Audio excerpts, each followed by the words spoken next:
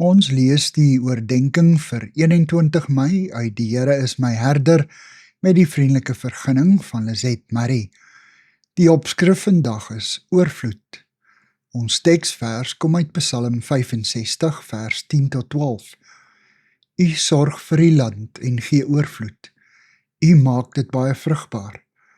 Die groot riviere is vol water. U laat die koring welig staan. Alles is u werk. U maak die ploegvore vol water en die kluite nat. U laat hulle sag word van die reëns.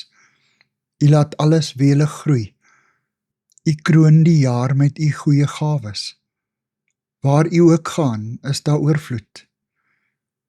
Dawid ken die woestyn, waar die genadelose son op die dorre aarde neerbak, sodat plant en dier van dors en ontbering vergaan. Die woestynlandskap beklemtoon sy eie verlatenheid en dors.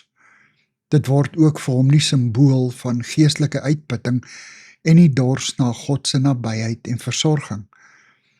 Dawid beleef God se seën wanneer hy na die waterryke groen valleie rondom hom kyk.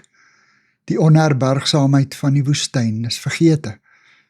Hy beleef die Here se oorvloedige goedheid. Sy woorde huppel van vreugde.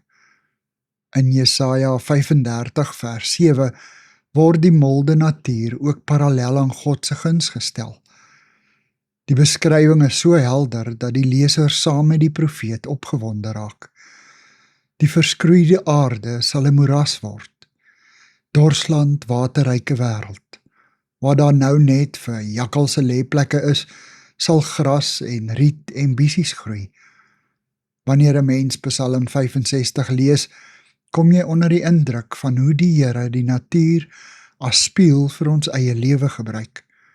Ons sien onsself in dorre woestyntye, alleen, verskrompel en uitgedor, sonder hoop. En dan herken ons die uitbundige groen van voorspoed, vrede en vervulling.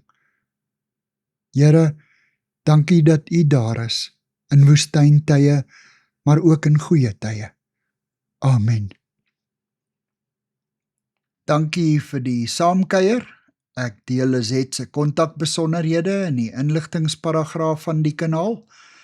Daar is ook skakels na voorlesings van Lizet se ander publikasies wat hier beskikbaar is.